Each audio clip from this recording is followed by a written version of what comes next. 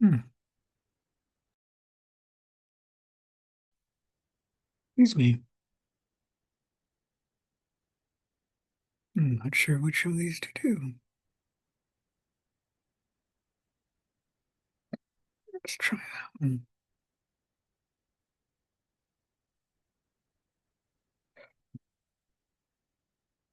Yeah, that looks right. Okay. Can somebody confirm you can hear me, please? I can hear you. Thank you. Before we begin, are there any questions? It's the other side that's wrong. There we go. All right, not hearing anything, so let's begin. Share my screen. You should be seeing my screen now. Thought I had the syllabus. There it is. Come on. All right, today is August 21st, and we should be finishing chapter 13 and beginning chapter 14 today. In the lab, there is no lab today. You should be working on your unknown project. Any questions about anything? Let me move on to the final. I need to put in here what the final covers. Let me see if I can put that in.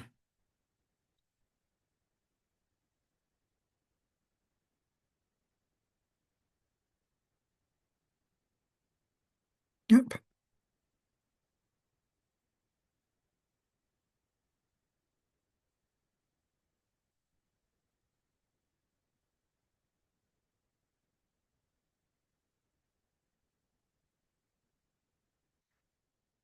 All right. 50% of the comprehensive final will be from the last quiz. So the last quiz covered chapter 8. That means 50% of the questions will be from chapter 13, chapter 14, the unknown project, and lab 8 and 9. Any questions about any of that? And then 50% of the questions will be from all of the other material in the class, starting on chapter 1 in lab 00, going to our last chapter, which I guess you can put at chapter 8 because we've already covered chapter 13, 14, and then lab up to lab 9. There will be some questions on the unknown project. There will also be some questions on the case studies. So there will be some case studies on the final. Let me state that the last lab that I did, a lot of students got the case studies incorrect. So let me go through quickly how to do a case study. I think that was lab 8.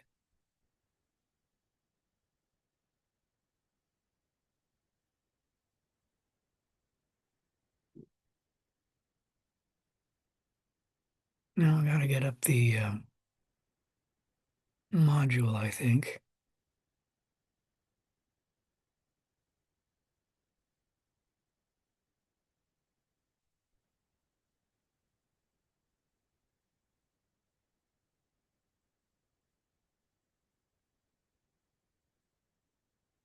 Maybe it's not the module. Maybe it's the exercises I need.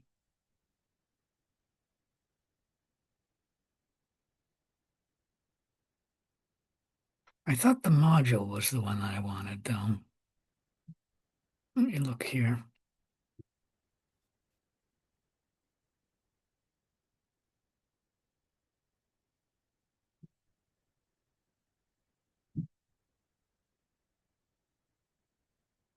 No, it's not in the module.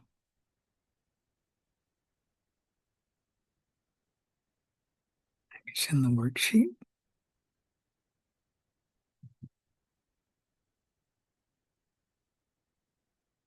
All right, so these species will be covered in the case studies. I guess you need to do it on a piece of paper, and that is go through the tests that we're running. So let's go ahead and just open up another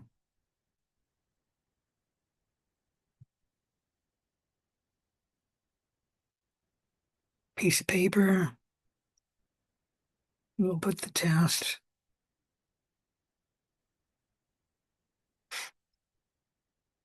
Now let's go to case study one. I thought I had opened here. There it is.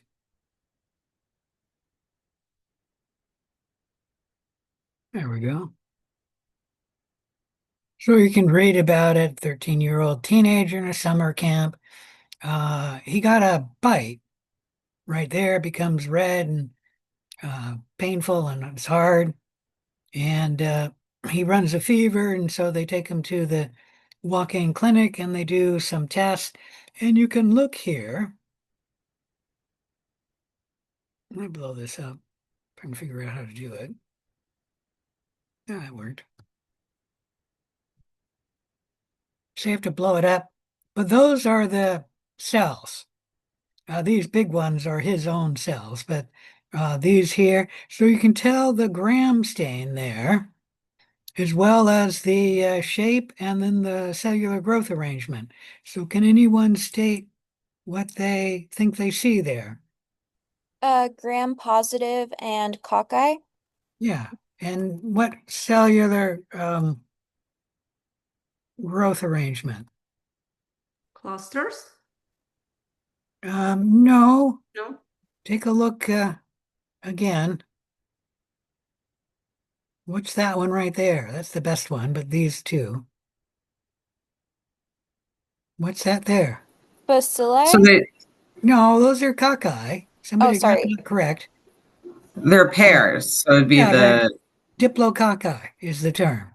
Okay. And then we'll put that in probably diplococci.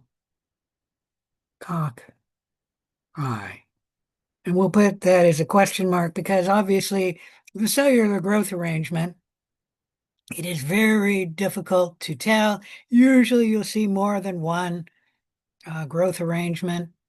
And that could be a tetrad right there, but that looks like diplococci. And right here, it's kind of hard to see what that is. And that right there, it's even worse. That I'm not sure if that's streptococci. Come on, get out of the way. There we go. Or if that's staphylococci or what. But there's a whole bunch of them there, and there's like three of them there. But it might be diplococci. I'm just stating that. The cellular growth arrangement is really difficult to determine, especially when you're getting it from a patient like this. You really need to grow it up in a liquid culture and then look at it in a wet mount, and then you can basically tell the cellular growth arrangement. In the gram stain, it's almost impossible to tell the cellular growth arrangement, but we'll put that. And then we got here, this is on a blood agar plate. And what kind of hemolysis do you see here? Okay, this is the colony there. There's a streak of bacteria there. And what kind of hemolysis are we seeing here? Beta? Yeah, beta hemolysis. Thank you. So,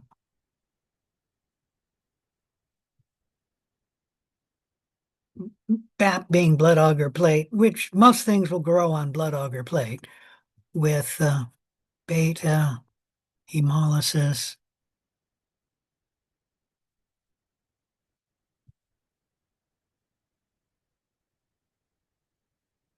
I don't know which go this way or this way. I've got it blown up so much. I should shrink it down because now we don't need it. And there they're putting hydrogen peroxide on the bacteria that they took from the blood agar plate, and that's the result. So what test is this? Is that the catalase Yeah, test? that's the catalase test, and is that catalase positive or negative? Positive. Yes, thank you.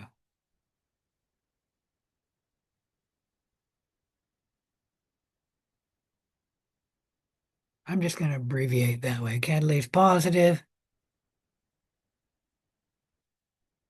And then the next test,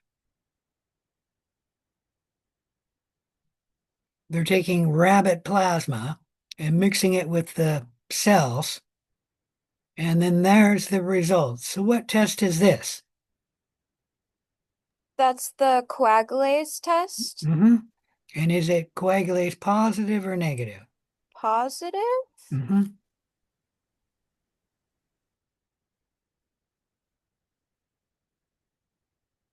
Kind of strange. I put positive there and catalase positive with a plus there. But it is because you can see clumping of the coagulase. It would be a smear, evenly dispersed solution, and there's clumping there, so that's coagulase positive. And then here we streak the cells on a mannitol salt agar plate, and it's growing on the mannitol salt agar plate. So this bacteria can survive in 7% sodium chloride. So I'll put MSA mannitol salt agar plate.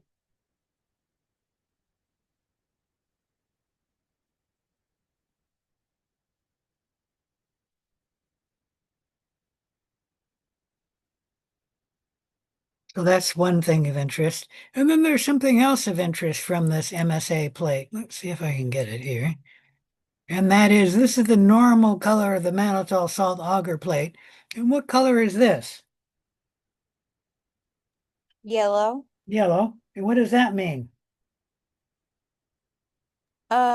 Is it the novobiosin Not negative? yet.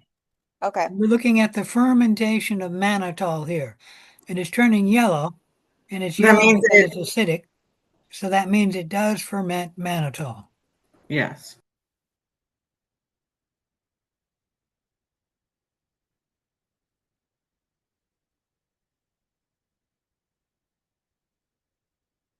All right, we got one more test, I think. Come on.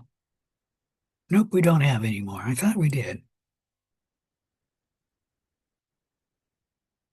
All right, so what bacteria was isolated? Now we need to go to the key here. Let's see if I can find that.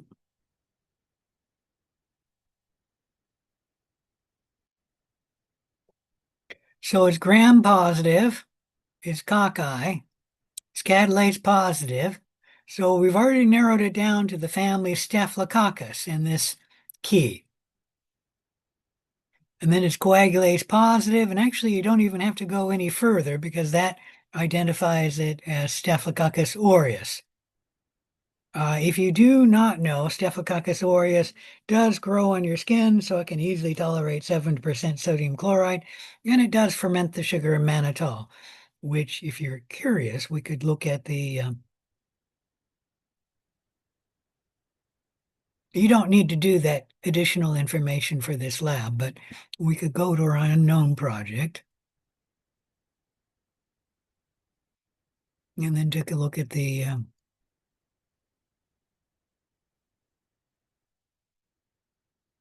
I better not show this.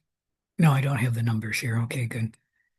So that's what I put on mine, and then you said case study 1 was wrong. So you said it was Staphylococcus aureus? Yes, and then it says I got that one wrong. Same Oh. for me, Professor. All right, I must have um, changed my answers and did not change the lab. Anyways, that is Staphylococcus aureus because when we come up here, it does uh, ferments the sugar mannitol.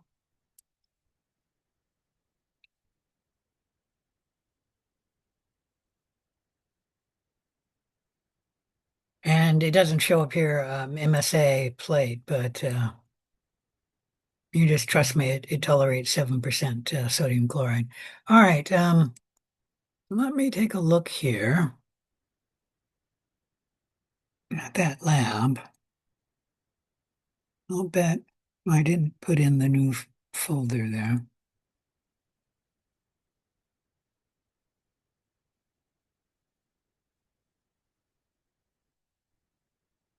Nope, that's the wrong one.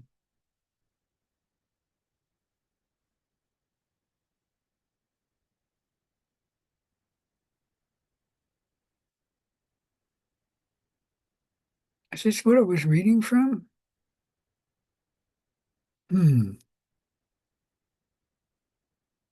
Let me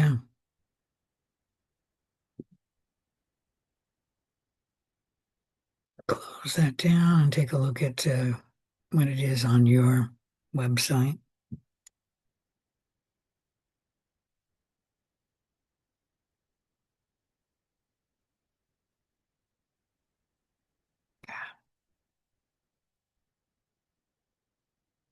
Come on.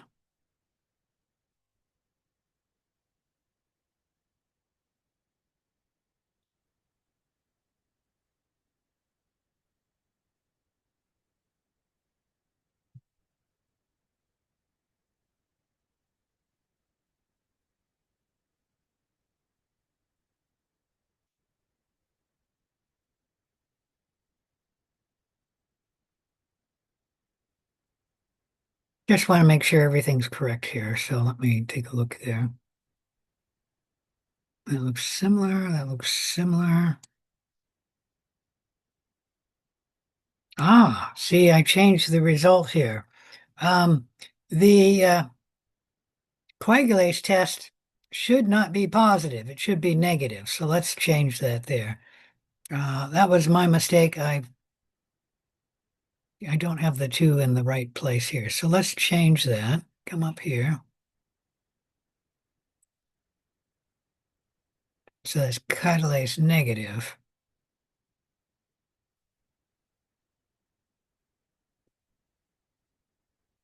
And let's take a look at see if anything else has changed.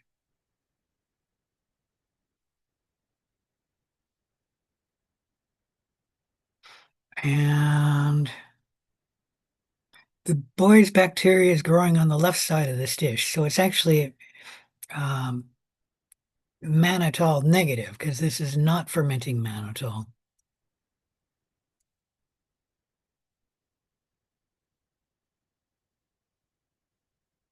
Nope, negative.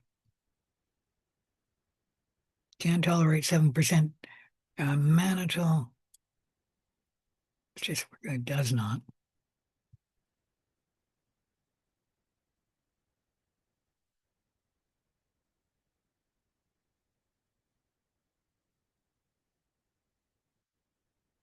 Oop, wrong one.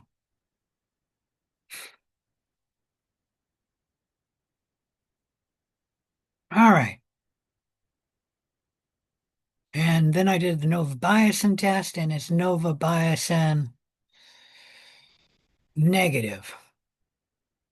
I thought there was one more test to this one, and it's because I don't have it correct on my home computer. So where's the worksheet here?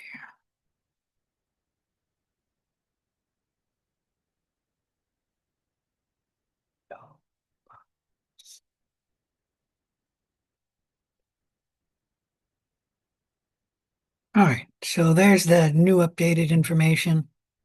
And let's go back to the key now, if I can find it. So gram-positive cocci, catalase positive, coagulase negative. And So then it would be the saprophyticus, oops, right? I'm trying to get there, just a minute. And then it's novabiocin negative. So yes, it's Staphylococcus saprophyticus.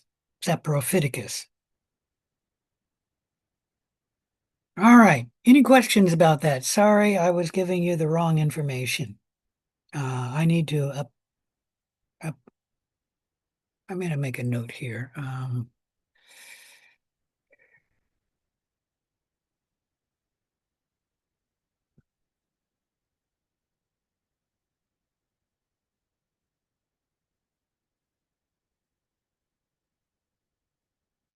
Probably 7 needs to be updated too. This is a PDF file, so I can't change it.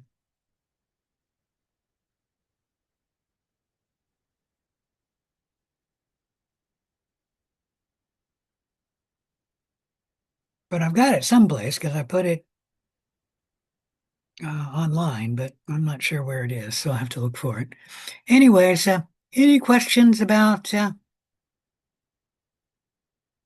how do you do a case study? That's how you do a case study.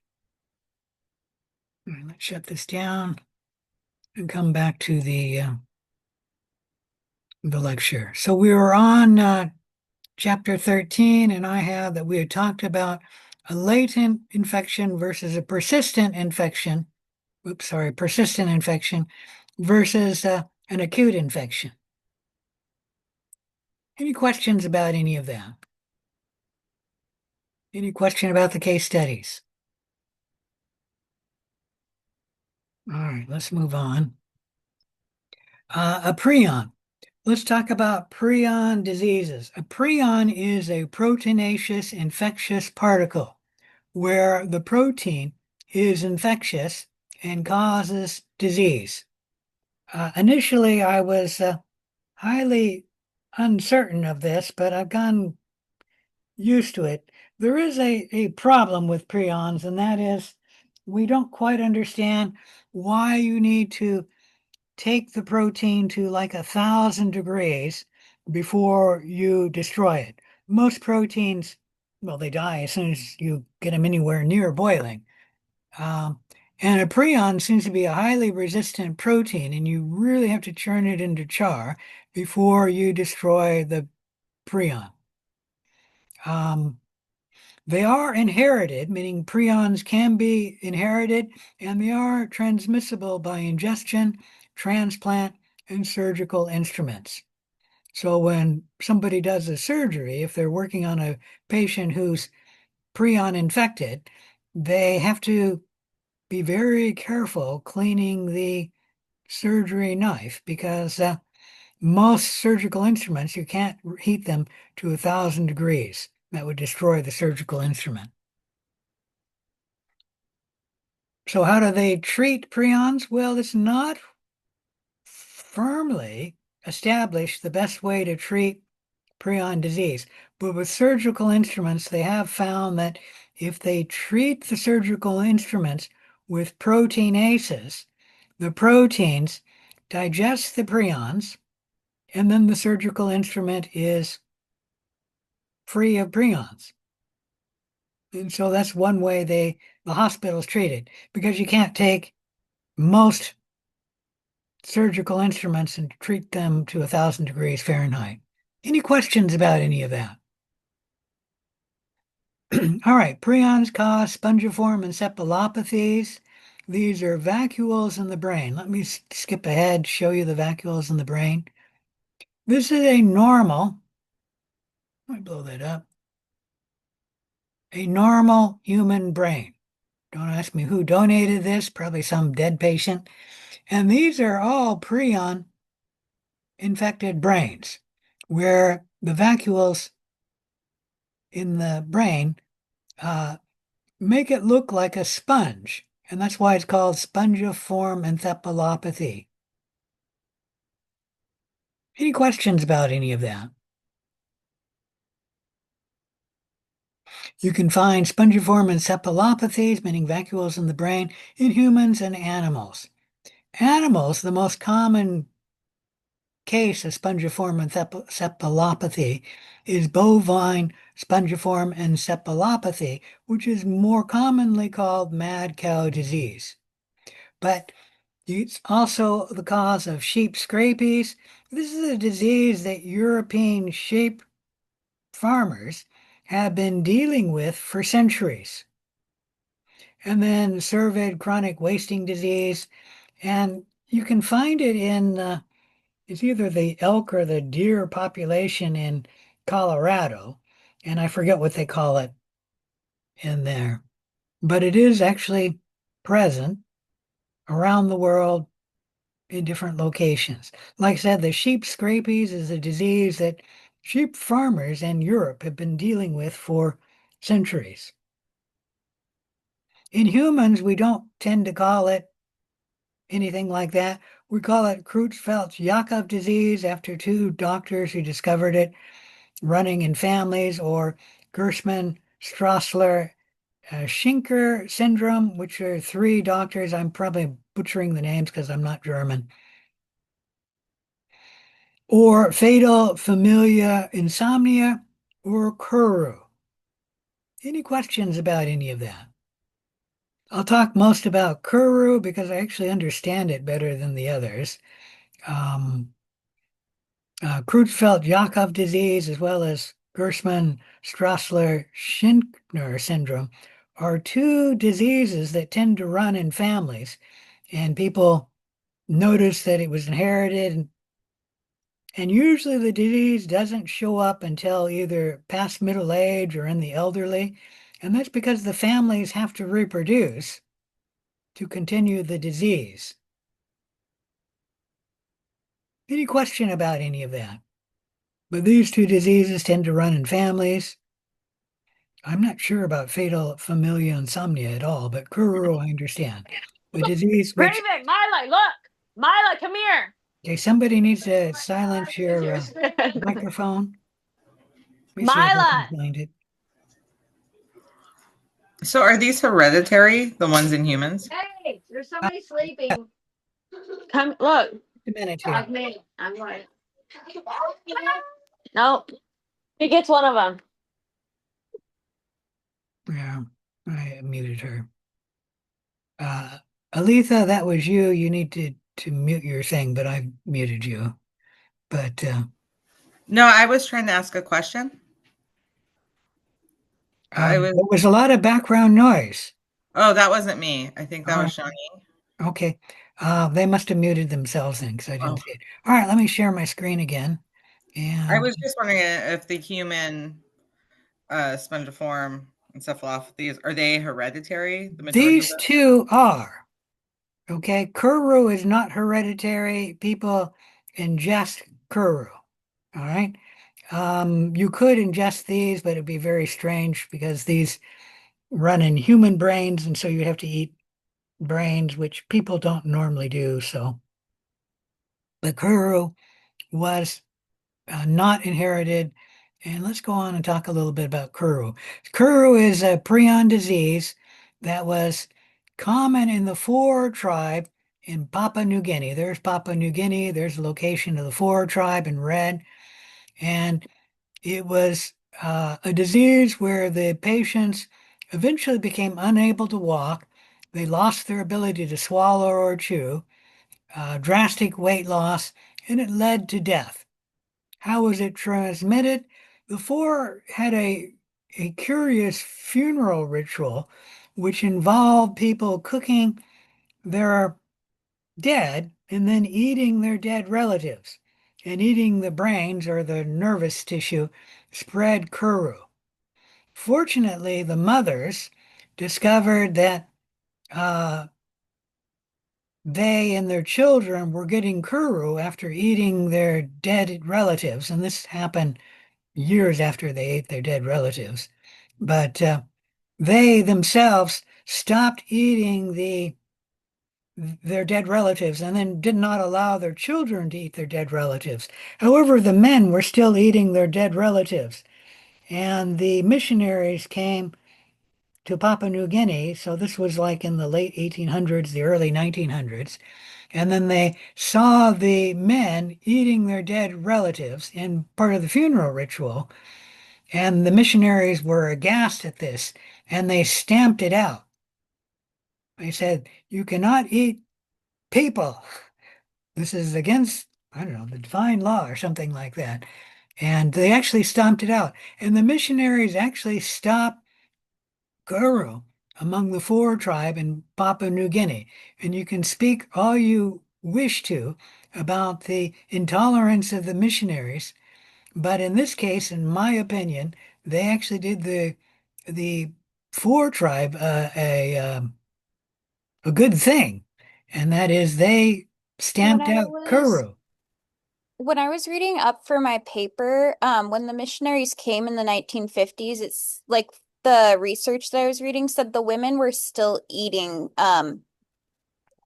the deceased relatives in the rituals by the time they had come. So you're saying they only did not allow the children to do it? Yes, so the men weren't contracting kuru as much because they preferred to eat like the muscle, whereas the women's preferred the brains, like the texture of it. So women were more likely to get kuru because they were more likely to eat the brains over men. Okay, I have not heard that. I will look this up, and you could be correct. It could be that the Four tribe had more than one, what do you call that? Practice. And like I said, my understanding was, at least among some of them, they did not allow the children to eat the dead relatives, and they stopped eating the dead relatives when the missionaries came in. And you're talking about 1950. I was thinking the missionaries came in the early 1900s, if not the late 1800s. And it was primarily the men who were eating the dead relatives. And it might be they were less likely to get the kuru because they weren't eating the brains. I don't know. But, and maybe that's why the men continued eating their dead. But my understanding was when the missionaries came in, that they did not allow their children to eat the dead.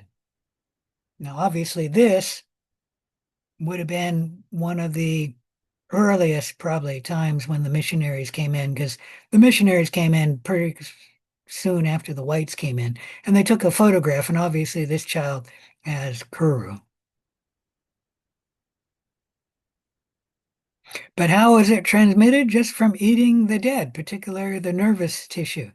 And one person among the Four tribe came down with kuru, a prion protein infectious disease, and then they're eating that person, spread the disease, and then it became very prevalent among the Four tribe. Any question about any of that? Now, obviously, it can be transmitted by families, and what happens is when it's transmitted by families, is somebody is born with a genetic defect, and the disease does not manifest until at least middle age, if not later. And so the young individuals are having children, and that passes on the prion infected disease. And this prion is actually inherited. So the proteins are not initially formed in the patient. What happens is the protein will probably in middle age be formed, and then it converts more protein to the prion protein. And we'll talk a little bit about that in the next slide. Any question about anything? All right, let's move on. I already showed you that one. I should really move that one up. So prions, how this disease manifests itself is that the protein exists in two forms. The PRP superscript C is the normal protein which the brain or the nervous system cell needs. It's a cell surface protein on a nerve cell that the nerve cell needs. And then the protein can have another form, PRP superscript SC, which stands for the Scrapes protein. We'll just call it the prion protein. And these two proteins have the same amino acid sequence. The only difference between the protein is the folding pattern of the protein. Okay? So the person who inherited the prion disease actually normally makes this protein, but then this protein itself spontaneously changes into the prion protein. And this happens usually in middle age or later. And then this protein comes up to the normal protein and converts the normal protein to the prion protein.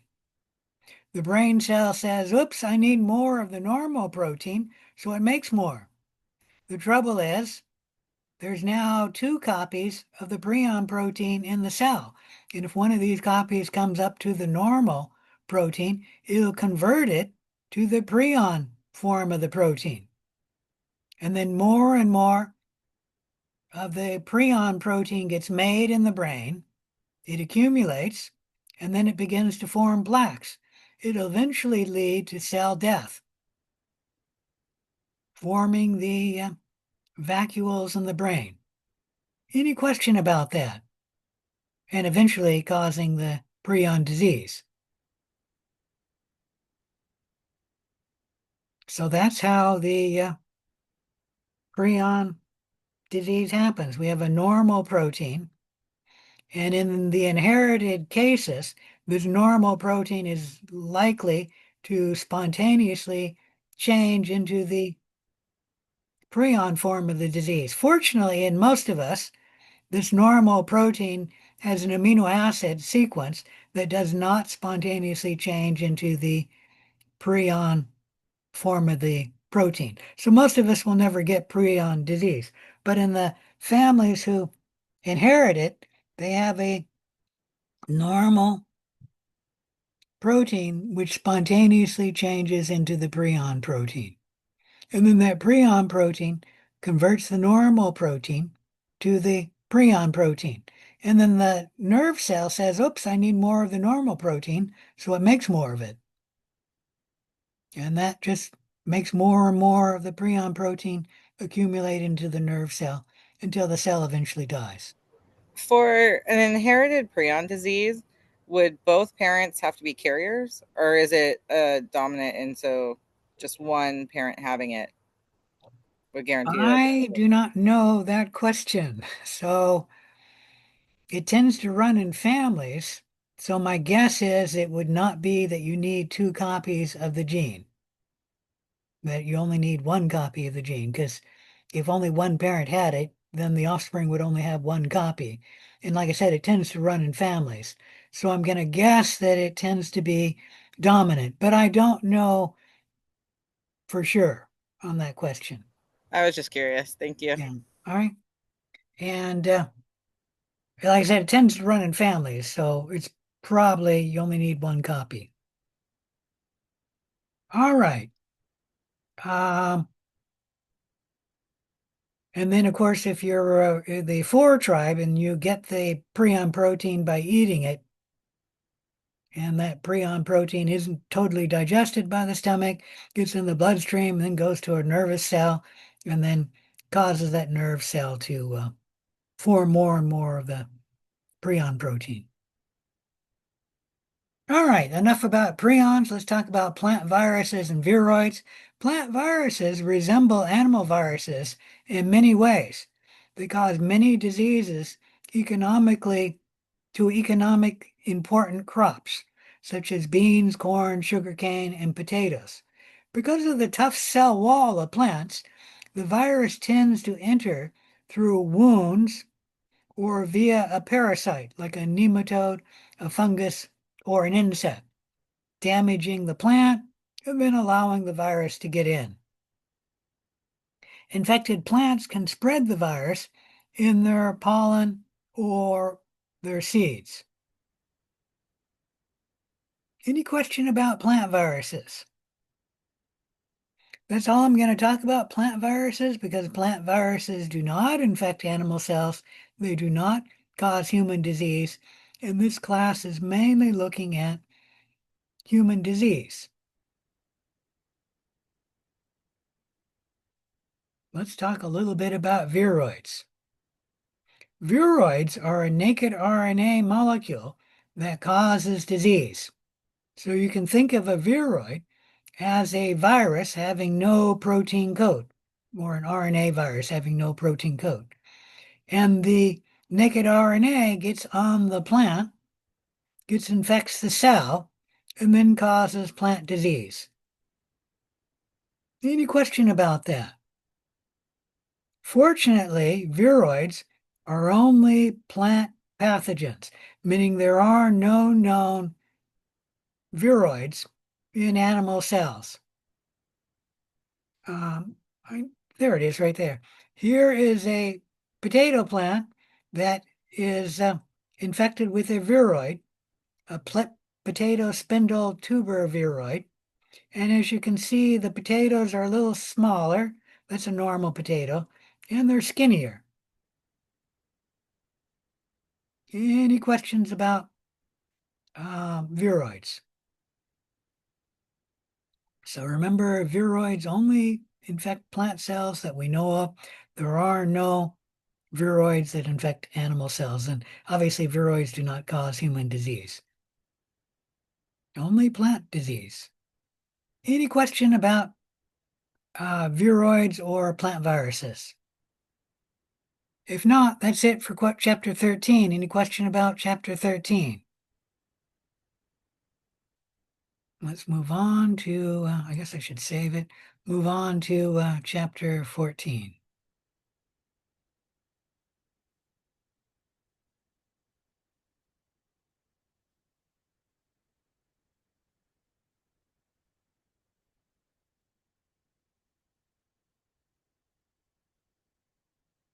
Chapter 14 is the principles of disease and epidemiology. This is the major goals and a rough outline that I'm showing you. Know the terms. What's pathology, etiology, microbial antagonism. 2, understand the relationship of the normal microbiota and its host. 3, understand the stages of disease development, meaning diseases tend to go through different stages of disease development. And then 4, understand nosocomial infections and how to control them. Any question about chapter 14, principles of disease and epidemiology? All right. So know the principles of disease and epidemiology. We have 3 terms here you need to know. And let me state that if you know the terms of this chapter, you'll learn about 50% of the material in this chapter. So this chapter is very heavy on terms, or terms are very important for this chapter. Pathology is the study of disease. Etiology is the study of the cause of a disease. For example, the etiological agent of the disease anthrax is the Bacillus anthracis. Any question about any of that? And then know the term pathogenesis, the development of a disease.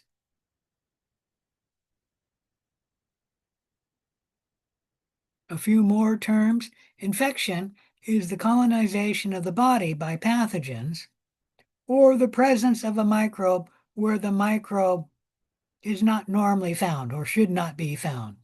Like if E. coli is in the ear, it can cause an ear infection because E. coli should not be in the ear.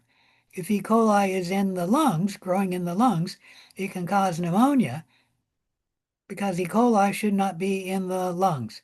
But if E. coli is in the intestines, E. coli should be a part of the intestines, and E. coli does not normally cause disease in the intestines.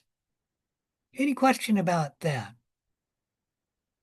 So infection would be where E. coli infects another part of the body other than someplace in the intestines. Disease is an abnormal state in which the body is not functioning normally. Any questions about disease? When we're talking about disease, you should realize that some bacteria do cause disease, but few microorganisms are actually pathogenic. A pathogen is an organism that can cause disease, and few microbes actually cause disease. Some microbes actually benefit the host, as many microbes of the normal microbiota, not all of them, but many of them benefit the host. Any question about any of that?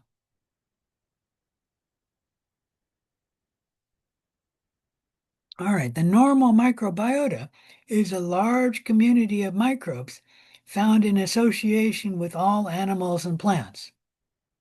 These communities are known as the normal microbiota, microbes that essentially permanently colonize and inhabit a host. There is a human normal microbiota, and on human skin, we always find Staphylococcus epidermidis and Micrococcus luteus. So these are part of our normal microbiota. And you get this normal microbiota, well, probably if you normally have a, what do you call that, a normal birth, you probably get the normal microbiota on your skin during birth. And certainly, even if you have a cesarean section, you would get it from mainly your parents touching the baby, giving them their normal microbiota, which then becomes the baby's normal microbiota, mainly the skin, Staphylococcus epidermidis, and Micrococcus luteus. So if you think about it, you are a microbial ecosystem because you have lots of microbes living in and on your body. Any question about that? The normal microbiota are only found in certain regions of the body, meaning they only colonize certain regions. And disruption of the normal microbiota, host balance, appears to be associated with disease, as well as with impaired immune function. For example, if you take antibiotics because you have an infection, the antibiotics are likely to kill off a bunch of your normal microbiota in the intestines as well as perhaps elsewhere. That will disrupt the normal microbiota host balance and can be associated with disease. Oftentimes, when somebody first takes antibiotics, they either get diarrhea or constipation. Unfortunately, the normal microbiota host balance reestablishes, and then the disruption, either the diarrhea or the constipation, is short term. Any questions about any of that?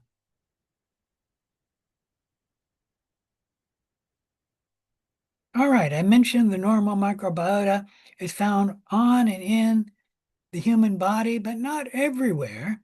It's found on the skin,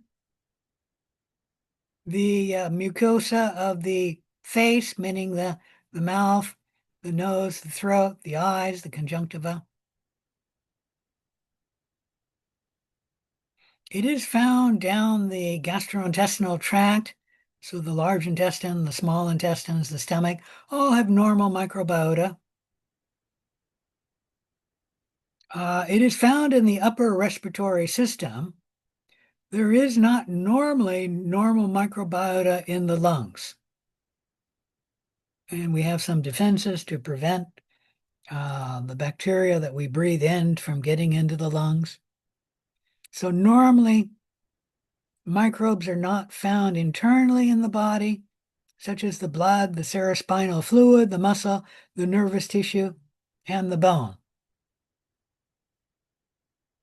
And there is normal microbiota found in the urinary and reproductive systems, meaning the lower urethra in both sexes, and the vagina in female have a normal microbiota.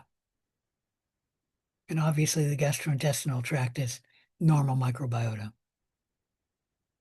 All right, the normal microbiota are microbes that essentially colonize the host for the lifetime of their host. A transient microbiota may be present for days, weeks, or months, but unlike the normal microbiota, does not take up permanent residence on a host. A classic case of transient microbiota was I was testing my skin in microbiology for actually years, and I never saw Staphylococcus aureus growing on my skin.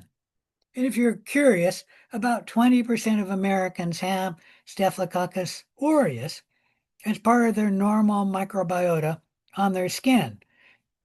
Staphylococcus aureus can be a human pathogen, and people who have Staphylococcus aureus as part of their normal microbiota are much more likely to get skin boils, or a staph infection of their skin. Any question about any of that? All right. Well, one time I went and visited my aunt, and she had a Staphylococcus aureus skin infection, and she was taking antibiotics. And when she and my mother came to visit her, she insisted on hugging us. And I thought, oh, she's probably taking antibiotics and probably safe. Well, it turns out I picked up Staphylococcus aureus on my skin from hugging her. Because the next time I tested my skin, I found Staphylococcus aureus growing on my skin. I said, oh, geez, I must have picked it up from my aunt. And fortunately for me, 3 months later, because I did this every term, when I tested my skin, I no longer found Staphylococcus aureus growing on my skin. So the Staphylococcus aureus, at least for me, was a transient microbiota that was on my skin for days, weeks, maybe a month or two, but less than 3 months. And so it was a transient microbiota. And I was lucky because my normal microbiota overtook the Staphylococcus aureus and eventually got rid of it on my skin. So that was a transient case of microbiota. Any question about any of that? All right. The normal microbiota and the host, there are 3 times 10 to the 13th host body cells, but there are 4 times 10 to the 13th bacterial cells growing in and on a human. So that begs to ask the question, are we more microbe than we are human? And don't let that freak you out too much, because we do have more bacterial cells than we have human body cells. Any question about any of that? And the main reason is bacterial cells are smaller than human body cells. Now here's showing you some normal microbiota in the nasal epithelium. The orange cocci are normal microbiota. This right there is not a bacilli. Those are actually villi in the nasal epithelium. And the villi help move the mucous membrane up to the, well, this is the nasal epithelium, so I'm not sure where it moves. It maybe down to the throat, so you swallow it or cough it out or spit it out, or maybe it moves it up to the top of the nose. I don't know. I don't remember about the nasal villi, but the villi in the throat move it up the throat to get it away from the lungs, and then it's either spit out the bacteria or you swallow it. Here's a normal bacteria in the lining of the stomach. And there's the lining of the stomach. That right there is actually villi on the stomach. So that's not bacteria, but that is. And then here we have bacteria in the large intestine, which you can find many. That's a rod. That is perhaps a cocci. And that's a diplococci. That's probably a diplococci too. That right there is probably undigested food. But these right here are all bacteria. And if you remember, the wet weight of feces, about 50% of the wet weight is from microbes. The normal microbiota has been found in some surprising places. This is not so recent anymore, but in 2014, we found that the adult female bladder actually has normal microbiota in the bladder. This was a surprise because people assumed that the urine in the bladder was sterile. But in the females, at least, the bladder has normal microbiota.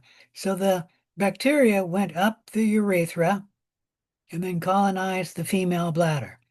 I do not know if male bladders have bacteria in it or not, because nobody has ever studied male bladders. And it's true, I haven't looked recently, the last 2 or 3 years, but 2 or 3 years, I could not find anyone who was studying the male bladder. Males have a longer urethra, so their bladder could actually be sterile, but I don't know if any bacteria get into the male bladder or not. But the females have a normal microbiota in their bladder.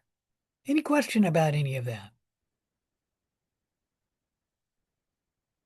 This is something surprise to me, and that is mother's milk is not sterile, even when the mother's milk is in the mother's breast. The breast tissue in mother's milk has a normal microbiota in the mammary glands. And it's true the nipple is open to the outside, and apparently bacteria have gotten in and then colonized the mother's breast tissue. And then when the mother makes milk, it's not sterile. There's actually bacteria put into the milk. That bacteria is actually a good thing for the infant because the bacteria helps digest the milk as well as give bacteria to the infant, which, as long as it's a normal microbiota, it's a good thing for the infant to have in their gut. Any questions about any of that? All right. Don't need to say anything further about that, so let's move on. This one, I don't know why this was a surprise. They found that the human placenta has a normal microbiota. And why I'm surprised that people found that surprising is the female reproductive system is open to the outside. And so microbes can come up the female reproductive system, and the placenta is not that far up the female reproductive system. What is surprising is that the placenta has a unique normal microbiota that is only found on the placenta when a pregnant mother has a placenta. So when the pregnant mother gives birth, obviously she loses the placenta, and then the normal microbiota of the placenta is then gone. And it will not happen again until the mother is pregnant again. Any questions about any of that? All right. So the normal microbiota is found in some regions where we did not realize that we had bacteria and other microbes growing on us or in us, whatever you want to call it.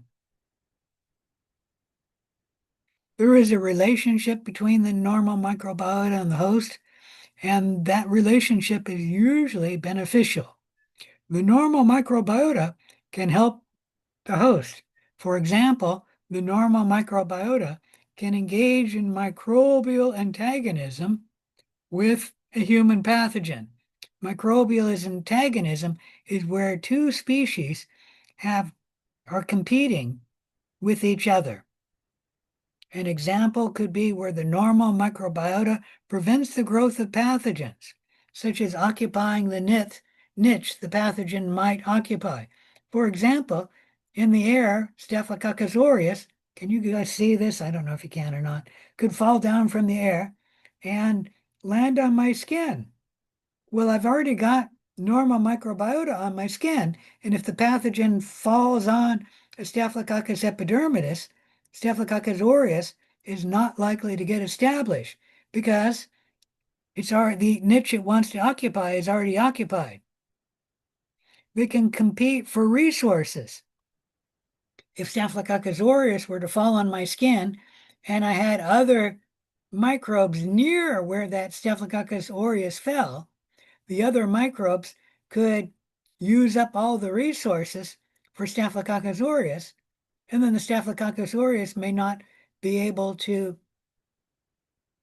eat and then survive. The normal microbiota can also produce acids, making the environment deleterious for the human pathogen. For example, in our mouth, as well as in the lower urethra, the bacteria make the environment more acidic. And then if a human pathogen comes along, it may be too acidic for the human pathogen to get established. For that matter, we could even talk about the skin. The normal microbiota of our skin makes the skin more acidic than the skin is already. And we make, what the heck is that called? We make something on our skin which is acidic, and then the bacteria metabolize it and make it even more acidic. And I used to know what that was. Does anyone know what our skin makes, which makes the skin somewhat acidic? I used to know, and now I'm not remembering what the heck that is. It's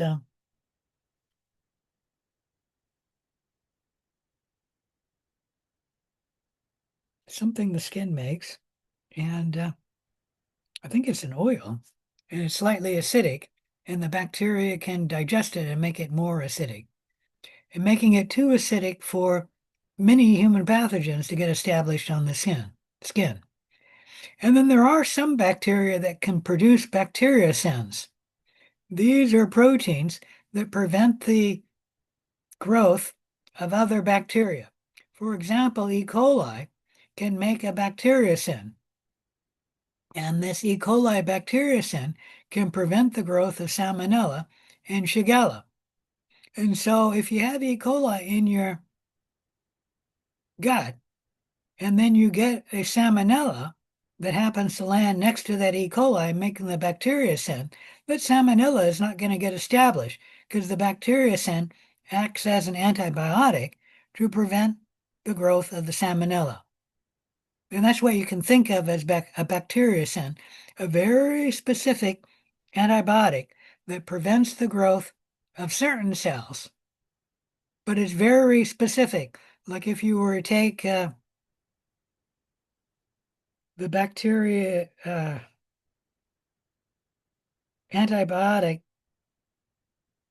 ampicillin, that would prevent the growth of all gram negatives and gram positives in your intestines.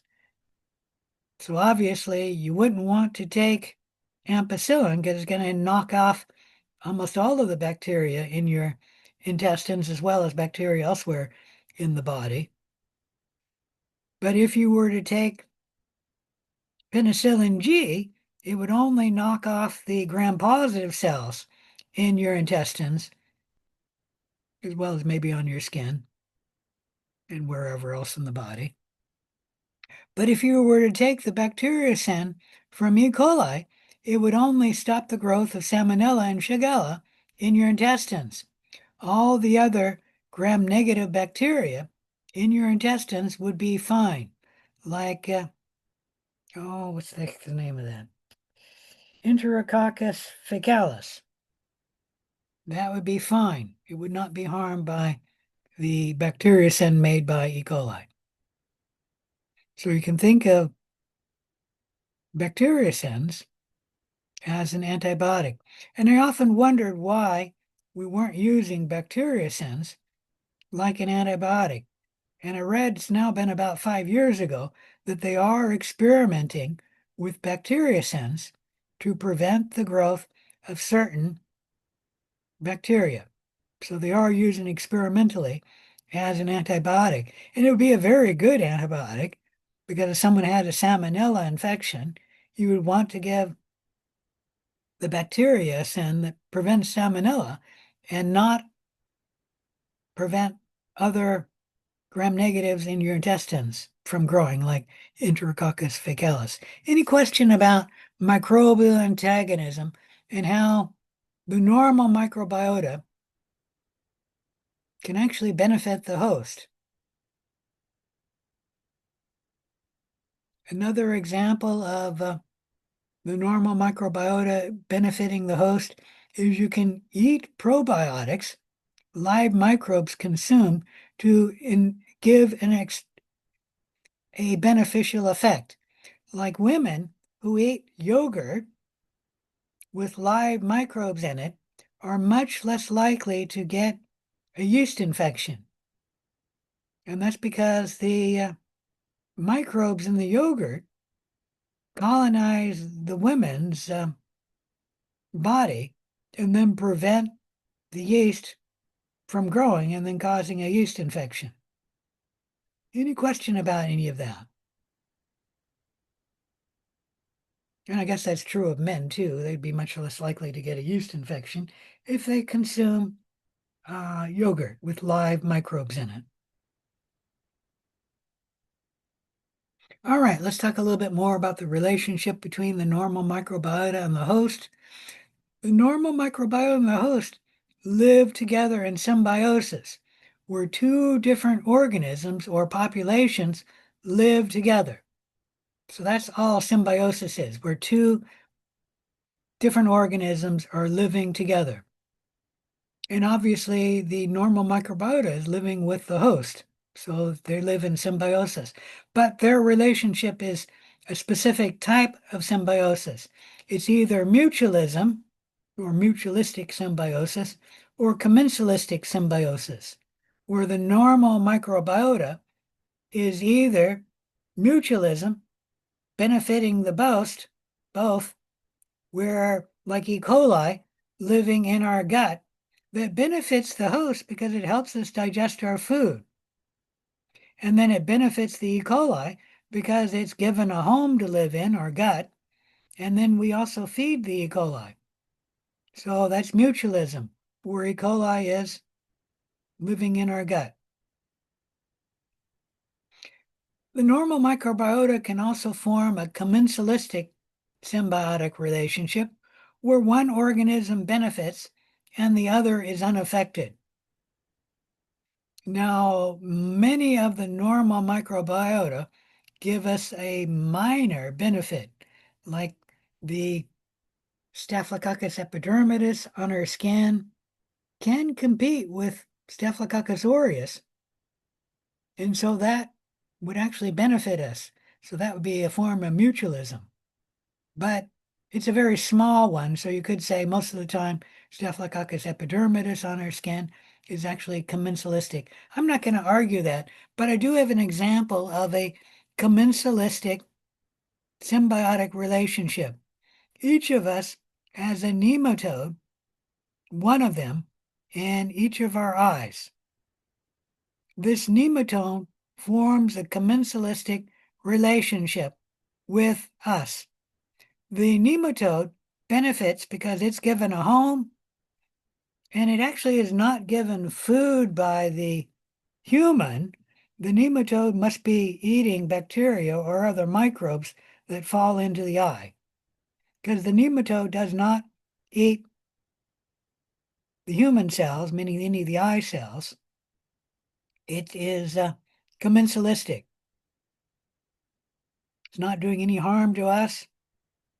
It's not doing any benefit, but no harm. And so only the nematode benefits. Any question about any of that? Anyways, that's a good example of commensalistic symbiosis. And then there's also parasitic symbiosis, and that would be a human pathogen, where one organism benefits at the expense of another. A human pathogen benefits because it's given a home, it's given food. The pathogen damages the human.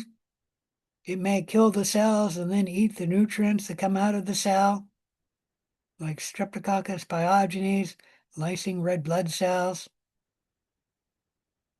benefiting the Streptococcus pyogenes, and then doing harm to the other organism, the host. So all human pathogens form a parasitic symbiotic relationship. Any question about any of that? How are we doing time-wise? Oh, we got lots of time. All right. The normal microbiota normally do not cause human disease, but occasionally the normal microbiota can cause disease. If the normal microbiota does cause disease, it's called an opportunistic microorganism. where the normal microbiota become opportunistic pathogens and then cause disease. So normally the normal microbiota does not cause disease in a healthy individual. You may need the host immune system to function to prevent the normal microbiota to cause disease. But in an individual who is not healthy, the normal microbiota may cause disease. Like, for example, Staphylococcus epidermidis can cause disease in an AIDS patient. Individuals with compromised immune system often become infected with an opportunistic pathogen, where like Staphylococcus epidermidis could grow in the ear or in the lungs, causing disease. And that would be an opportunistic microorganism. And another example is where E. coli, normally found in the gut, does not cause disease there, but if it's growing in the ear, it would be an opportunistic microorganism, and it is part of our normal microbiota. Staphylococcus aureus is normally found in the nose and the throat. I think about 50% of Americans have Staphylococcus aureus in their nose and their throat. It normally doesn't cause disease here, but if it's on the skin, it can cause disease.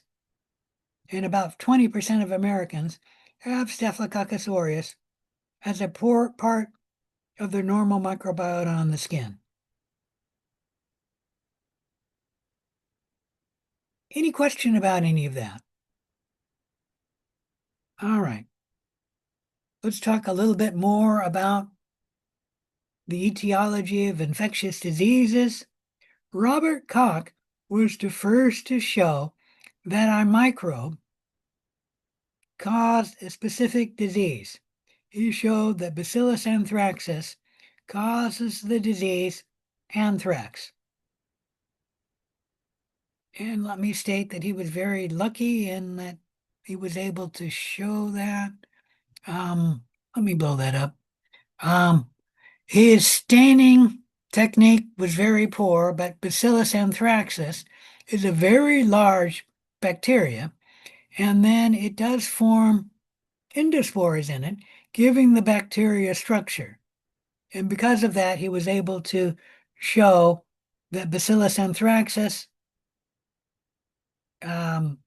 was the bacteria that he would inject into an animal and then cause disease, and then isolate it out of the animal and show it was still a Bacillus anthracis. The steps he used to show that a given microbe causes a given disease is called Koch's postulate.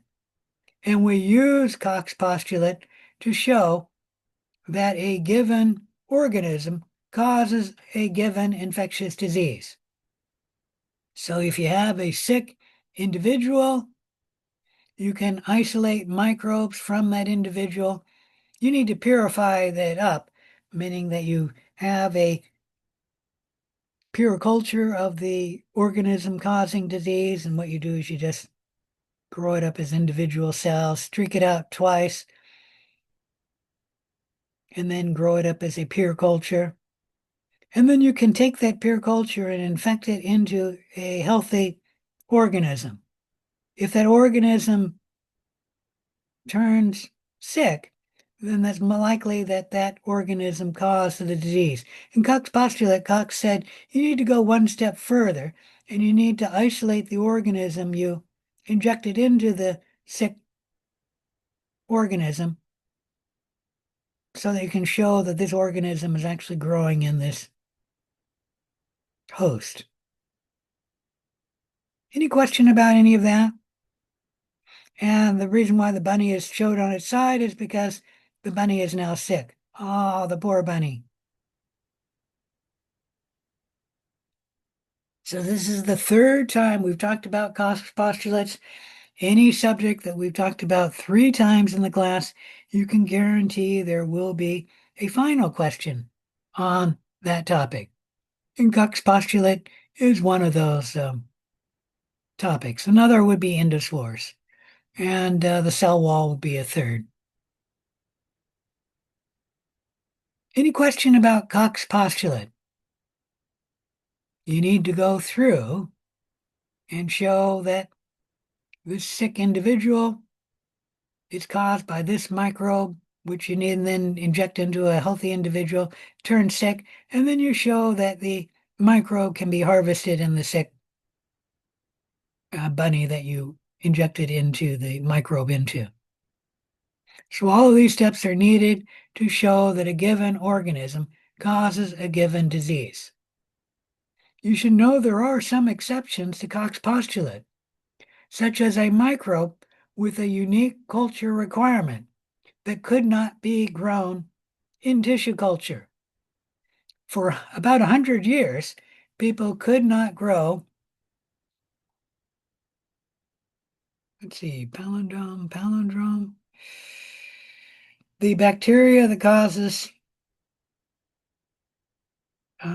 losing the name of the disease.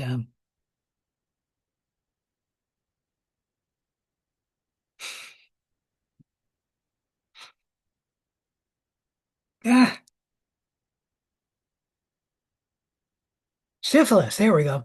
For 100 years, about 100 years, people could not grow the bacteria that causes syphilis in tissue culture. They just did not know what was required by syphilis in order to grow it in tissue culture. This has recently changed in the last 5 or 10 years. They figured out what you need to add to in vitro culture to get syphilis to grow. But for 100 years, we did not know how to grow syphilis. And yet they knew that the bacteria causing the disease syphilis was the bacteria causing the disease syphilis. And let me see if I can remember what that is.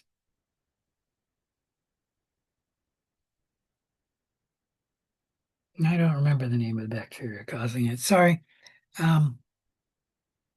Drawing a blank there. My point is that for 100 years, they were trying to get the bacteria to grow in tissue culture, and they could not get it to grow. And yet they knew that this bacteria caused syphilis. And how were they able to know that this bacteria caused the disease syphilis if they were not able to get it to grow in tissue culture? And if it didn't grow in tissue culture, you couldn't inject it into an organism to cause syphilis. Any guess?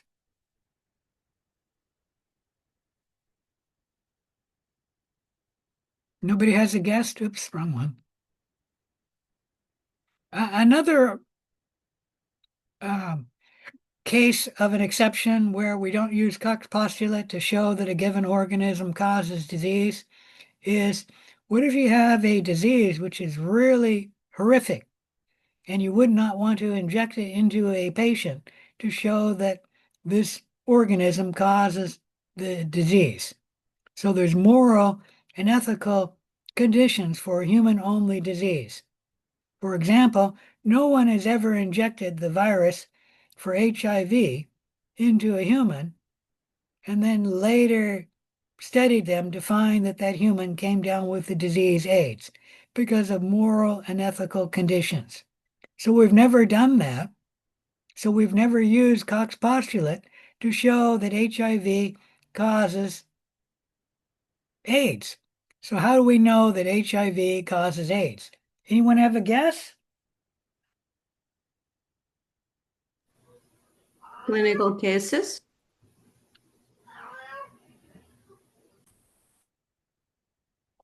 Can you say that again? I didn't quite hear you.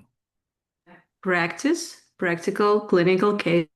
Yeah, Real what you do is you follow vast epidemiological studies. And there will be people who are HIV negative, and then you later sample those people and they're HIV positive. And then you follow all of these people over time, and you find that only the people who became HIV positive will be the people who later develop AIDS.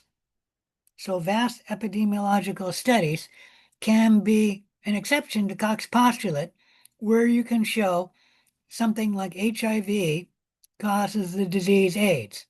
And anyone who never becomes infected with HIV never got AIDS. Only the people who became infected with HIV on their own, because nobody injected it into them, were the people who later got AIDS. So you can use vast epidemiological studies as an exception to Koch's postulate. And that's how we knew that syphilis, the bacteria causing syphilis, was the bacteria causing the disease by vast epidemiological studies. What do you do if the same organism causes more than one disease? With Koch's postulate, one organism can only cause one disease, like salmonella can cause salmonellosis as well as typhoid fever. If that's the case, you can't use Koch's postulate, because that organism, when you inject it into a healthy individual, can cause two different diseases. And then what do you do if there's more than one species that causes the same disease? I mentioned that there's more than one viral species that causes the human cold. In fact, there are 3 different viral families, all of them having viral species that can cause the human colds. So you can't use Koch's postulate to show that this individual got a cold and then isolate out that virus and inject that virus into an individual. They may come down with a cold, but there will be other people who have colds, which is caused by a different virus. And so you can't use Koch's postulate in that case too. Any question about any of that? So there are some exceptions to Koch's postulates, and generally, to show that a given organism causes a given disease, if you can't use Koch's postulate, we usually use vast epidemiological studies. All right, some other terms you should know. A symptom is a change in a body function that is experienced by a person as a result of a disease, but this symptom is subjective. It is not apparent to an observer. A classical symptom is a headache. Anyone who has a headache knows they have a headache, but no one else can know or measure the headache. So a headache is a symptom. Any question about any of that? Because no one else can measure it. No one else can know that the patient has a headache. All you can do is rely on the patient telling you that I've got a headache.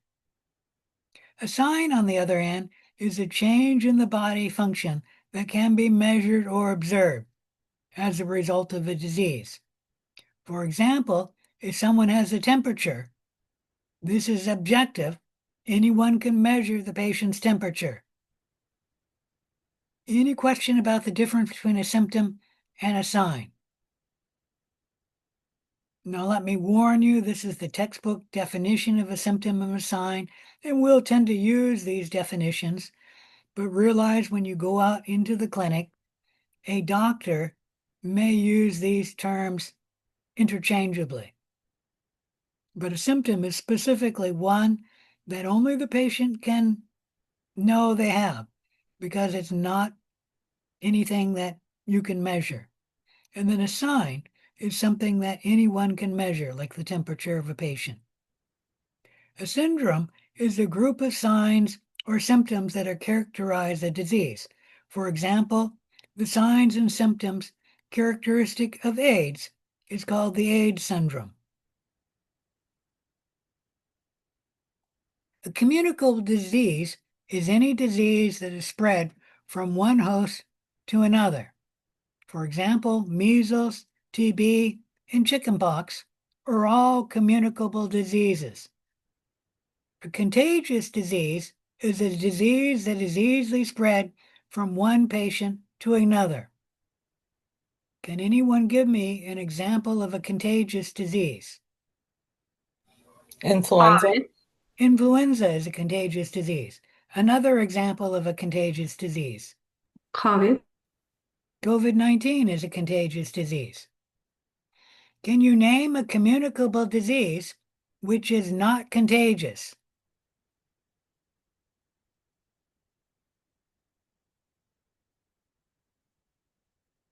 I'll give you a hint. It's actually labeled up here.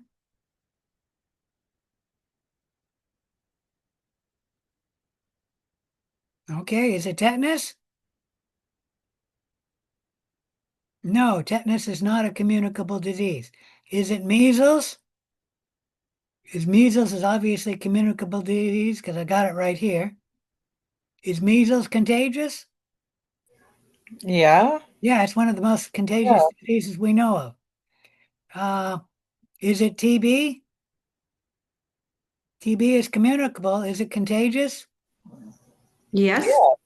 It does not easily spread from one person to another. It can spread from one person to another, but it does not spread easily. So TB is communicable and it is not contagious.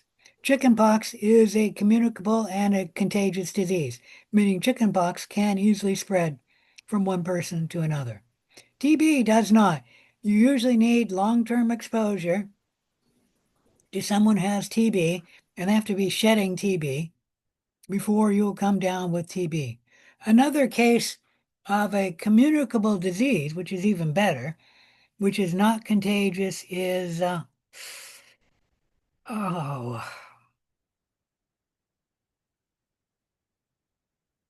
in the Bible they call it unclean, unclean. Leprosy. Leprosy, thank you. I was having a hard time remembering that disease. Leprosy is a disease which is communicable, but it does not spread easily. You need long-term exposure before you will come down with leprosy. And it turns out the majority of people will never get leprosy. Only about 10% of the human population, maybe only 5% of the human population, can actually come down with leprosy. All right, so that tells you the difference between a communicable disease and a contagious disease. A disease which does not spread from one host to another is a non-communicable disease. Tetanus is most of the time a non-communicable disease. So somebody who gets tetanus, you're not likely to spread tetanus to another patient. Can anyone think of an example where somebody gets tetanus and then tetanus does spread to another patient? Tetanus is not normally communicable, but you can think of an example where tetanus actually does spread from one patient to There another. would have to be a cut on the skin of both people, right? So I could see, like, if you Maybe that would spread it that way. If you had tetanus in your like skin if there was a and piece of then glass, like one and then person. you spread that tetanus from one cut to another person's cut, that might spread. I was actually thinking of cannibals. If a cannibal eats somebody who has tetanus and they don't cook the patient well, that cannibal will get tetanus. But other than cannibalism, most non-communicable diseases are non-communicable. So most patients who get tetanus, they will not get tetanus. But you are correct that you could spread it from a wound to another wound.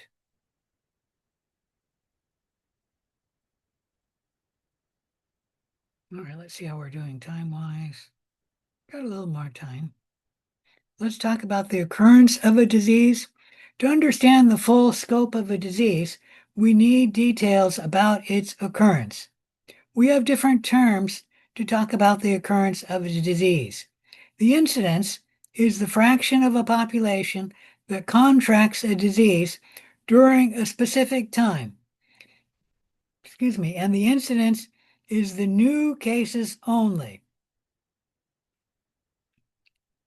The prevalence is the fraction of a population having a specific disease at a given time. The prevalence is both the new patients and the old patients, meaning people who had the disease in the past. For example, in 2007, the incidence of the new cases of AIDS in the United States was there were 56,300 new cases of AIDS in 2007. But the prevalence of AIDS in 2007 was 1,185,000, meaning the new cases and the old cases were that. With some diseases, we tend to use the prevalence number, like with COVID-19, at least initially. I don't know if they're still using it that way, but with COVID-19, they were reporting the prevalence of COVID-19 in the United States. Usually with diseases that we always have, like colds and flus, when they report the number, they usually give the incidence of the colds and flus in the United States. Any question about any of that? Because the prevalence of the population of the United States who have colds would almost be everybody. All right, any questions about incidence and prevalence? So diseases have a specific occurrence. A sporadic disease is a disease that occurs only occasionally in a population. Like you can say, typhoid fever is a sporadic disease in the United States. It only happens occasionally. An endemic disease is a disease that is constantly present in the population. Like the common cold is an endemic disease in the human population. Malaria is an endemic disease in the tropics. Any question about any of that? An epidemic is a disease acquired by many hosts in a given area in a short time. Like influenza, every once in a while we have an influenza epidemic. And to be epidemic, you have to be actually a large number of hosts. It has to be statistically more than normal to be called an epidemic. When COVID-19 first hit China in 2019, we had an epidemic of COVID-19 in China. A pandemic is when the disease spreads worldwide. And then COVID-19 spread out of China and became a pandemic disease when it became worldwide. Something like influenza usually starts in one country or one continent, and then it's an epidemic, and then quickly becomes worldwide, becoming pandemic. Any question about any of that? Now, let me warn you that when you're talking about diseases which happen at low numbers, some people will argue typhoid fever is a sporadic disease in the United States. Other people will say, no, we always have cases of typhoid fever at low numbers in the United States, so the disease is endemic. When you're talking about low numbers, it's debatable about what the disease is. Okay. Now, about there's any of been- that? Sorry, go There's on. been some recent cases of like the plague, like in Lake Tahoe. So would the plague be a sporadic disease? Actually, because the plague doesn't normally hit a human population, that would be probably an epidemic in the Lake Tahoe region. But it Okay. would be sporadic in the case that the plague normally doesn't hit the United States. And there's so few people that. Yeah. Well, no, that's definitely statistically significantly higher than normal. So I'm going to Oh. say that is an epidemic, probably the plague in the United States. But it's also sporadic in the sense that it only happens occasionally. Okay, thank you. Okay. It's definitely not pandemic, although you probably have the plague in other countries at the same time. But it's not spreading from Lake Tahoe to the world, becoming pandemic. All right. Any question about any of these terms of the occurrence of disease? When we're talking about disease, it's important to talk about the severity or the duration of a disease. It's useful to define the scope of a disease in terms of its severity or its duration. An acute disease is where the symptoms of the disease develop rapidly. The disease is short-lived, and then the disease goes away. For example, when people get the human cold, it is an acute disease. A chronic disease is where the disease develops slowly, persists for long periods of time, and usually gets worse as the disease progresses. Some cases of chronic disease includes mononucleosis, where the patient initially has a low level like cold-like disease. It lasts for a long period of time. The disease gets worse and then develops eventually into mononucleosis. Hepatitis B is another chronic disease where the disease develops slowly, persists for long periods of time, and gets worse with time. The patient may come down with liver cancer at near the end of the disease. There can be diseases in between acute and chronic disease. I'm not going to talk about it. There's a subacute disease. You don't need to know that term. Where the symptoms are between acute and a chronic disease. An example is a subacute sclerosing panencephalitis, which I'm sure none of you have ever heard of. Like I said, you don't need to know about subacute diseases, but just know that you could have a disease in between an acute disease and a chronic disease. When we're talking about disease, it's important to discuss the extent of the host involvement in a disease. The infection can be classified to the extent to which the host body is affected. A local infection is where the pathogens are limited to a small area of the body. Example of a local infection is a skin boil, where only the bacteria, like Staphylococcus aureus, causes skin disease, causing the skin boil, or an abscess, a local infection. You can also have a systemic or a generalized infection where the infection is spread throughout the entire body. Like when a child comes down with measles, it's a systemic infection where the infection is spread throughout the body, and many cells in the body are infected with measles. You can have a focal infection where the systemic infection began as a local infection, such as MRSA, causing skin disease, like a boil on the skin, and it got worse, infected the body, infected the blood, and then the blood system spread the Staphylococcus or multi-resistant Staphylococcus aureus throughout the body, being a systemic generalized infection. Any question about any of that?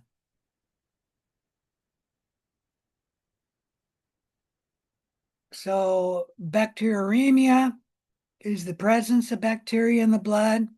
Normally, when clinicians find bacteria in the body, they will just call it bacteremia. But if you can check to see if the bacteria are growing in the blood, you can call it septicemia. And this is the growth of bacteria in the blood.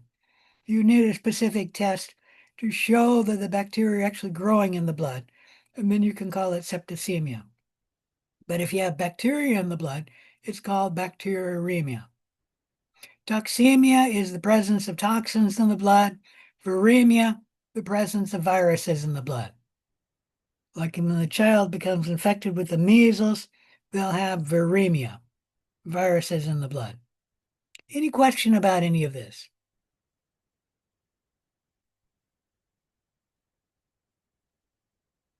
All right, the state of the host resistance also determines the extent of an infection. A primary infection is an acute infection that causes the initial illness, such as a child gets a sore throat. That's the primary infection. You can have a secondary infection where an opportunistic infection occurs after the primary infection.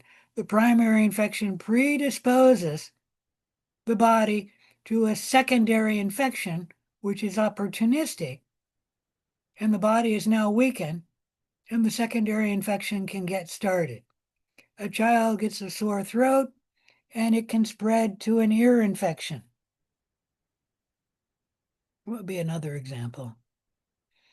A child gets a viral cold, and then they get, maybe strep throat from the cold weakening the mucous membrane, allowing Streptococcus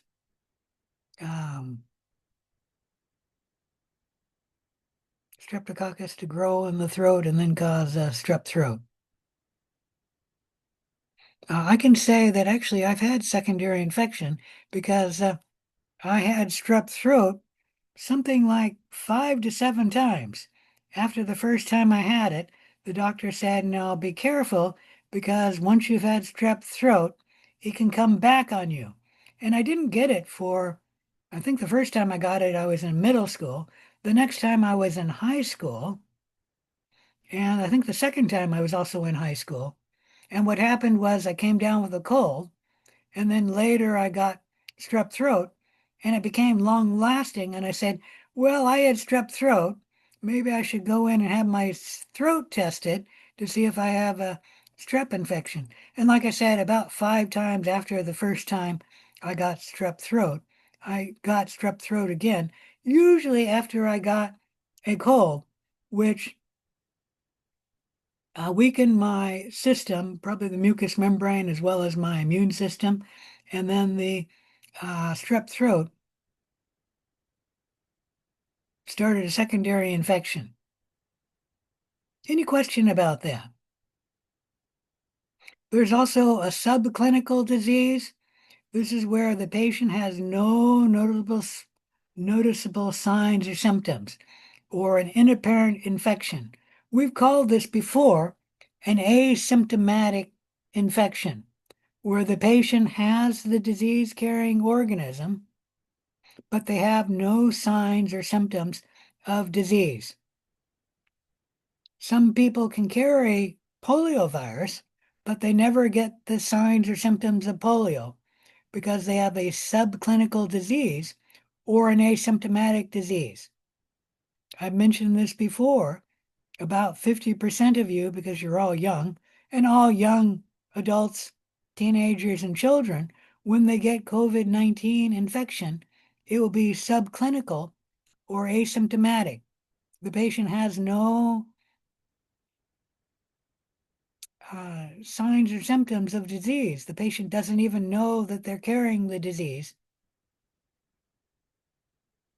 The trouble is they can then carry this disease to like their grandparents, and it can cause a serious disease in their grandparents. I actually know a lady, she was actually, I think she was 101, and she fell for the first time, went in the hospital because she fell during the COVID epidemic, and some family member brought her COVID-19. They were probably asymptomatic, and she got COVID-19, and then it killed her. Any questions about primary infection, secondary infection, or subclinical disease?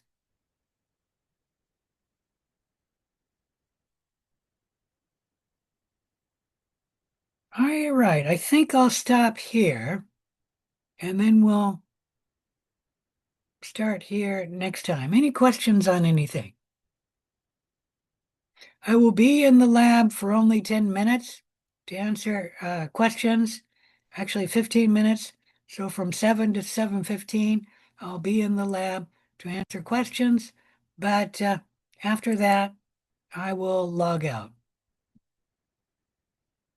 Okay, thank you. Thank you, Professor. You're welcome. If there's no questions, I'm going to log off. All right.